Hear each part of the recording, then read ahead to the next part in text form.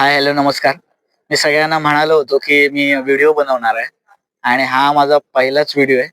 Konkan railway Ratnagiri. मी finally रत्नागिरीमध्ये पोहोचलोय आणि तुम्ही बघू शकता रत्नागिरीचं रेल्वे स्टेशन प्रचंड भारी आहे एक्सपिरियन्स.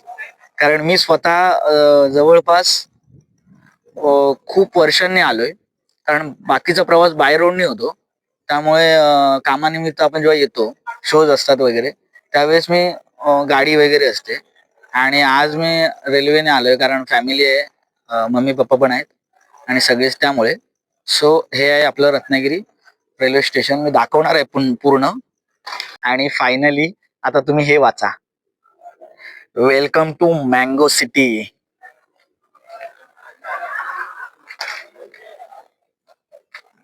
सगळ्यांना जय महाराष्ट्र. मी अमोल आणि मी म्हणाल्याप्रमाणे मी ब्लॉग चालू केले. ब्लॉग म्हणण्यापेक्षा मी थोडेसे छोटे मोठे व्हिडिओ चालू केले आणि यातला हा पहिला व्हिडिओ आहे जो मी माझ्या गावी आलोय आणि गावी कार्यक्रम पण आहे, थोडं काम पण आहे. आमचं गावी घर बंद असतं, सो त्यामुळे साफसफाई असेल, या सगळ्या गोष्टी आहेत आणि त्यानिमित्त मी आलोय म्हणजे आता जस्ट. आणि आता मी रत्नागिरी रेल्वे स्टेशनला आहे. सो हे आहे आपलं रत्नागिरीचं रेल्वे स्टेशन. हा परिसर आहे बाहेरचा. सो मी आतमध्ये पण दाखवतो तुम्हाला.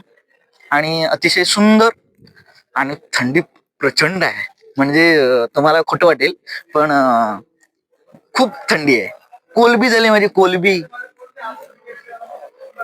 हा सगळा बाहेरचा परिसर आहे. हे बघा, तुम्ही बघू शकता सगळे बसलेत लोक, कारण सगळेजण लवकर आलेत, सो त्यामुळे अर्धे अधिक बसलेत. आणि या बाजूला रोड, हे आपल्या तिकडे काही लोक उभे आहेत.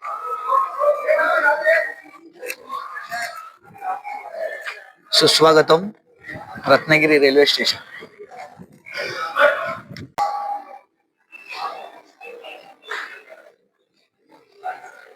मधु दंडवते सर यांचे इथे प्रतिमा लावलेले, कोकण रेल्वे शिल्पकार.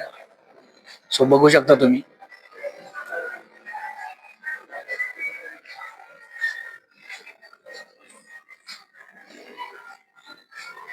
हे आहे आपलं रत्नागिरीचं रेल्वे स्टेशन. आता सगळं मध्यरात्री असल्यामुळे सगळेजण शांत आहे.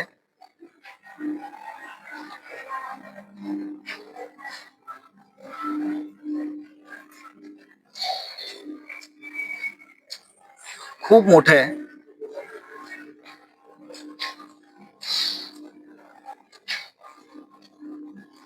आहे मी.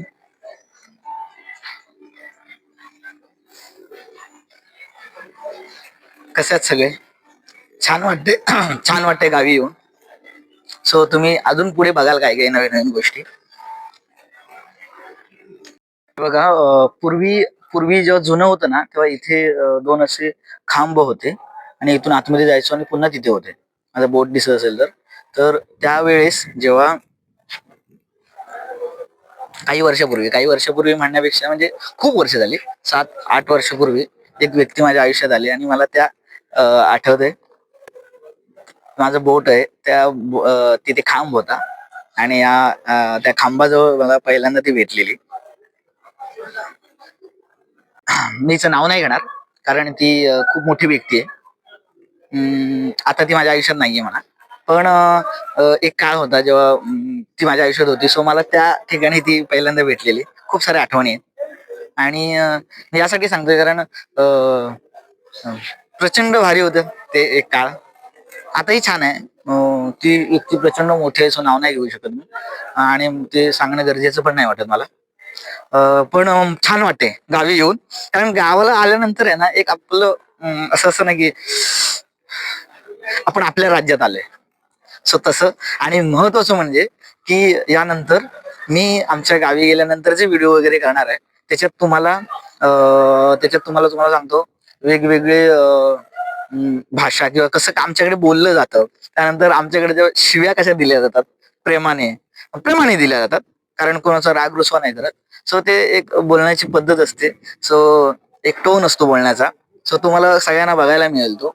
आणि मी विनंती हीच करेन की तुम्ही मजा घ्याल. Okay, thank you. अजून दाखवतो पुढे. बघा, हा आमचा अमोल आहे. अमोल आहे का? सो मी खूप वर्षांनी आलोय गावी. अं, जवळपास नाही म्हटलं तरी 2-2.5. त्यामुळे एक क्युरियोसिटी, एक मजा मस्ती आणि सगळं एन्जॉय करायचंच आहे. सो तुम्हाला दाखवतो, सगळं दाखवणार प्रॉपर. आमच्याकडे हळदीचा कार्यक्रम आहे आमच्या त्या ताईचा. त्यानंतर लग्नाचा कार्यक्रम आहे. त्यानंतर सगळ्या गोष्टी आहेत. सो मी सगळ्या दाखवणार आणि त्या तुम्ही पण एन्जॉय करा, अपेक्षा आहे. बघा, हे सगळे वाजवायला आलेले आहेत बँजो. आणि मी पण वाजवायचा. आमचा ग्रुप आहे. हा आमचा प्रणय आहे. हा मनीष दादा आहे. आणि हा अमित दादा. दादा, हा अमोल. आणि हा आमचा, ए बाबा कोण रे? हा काय, विशाल जाधव. जोशा दादा. विशाल विशाल नव्हे. हा हा आमचा आहे जोशा दादा. माझा भाऊ आहे हा. आणि जोशा दादा, कसा आहेस तू? इकडे इकडे बघ, इकडे बघ. छान आहे. काय बोलतो हाय.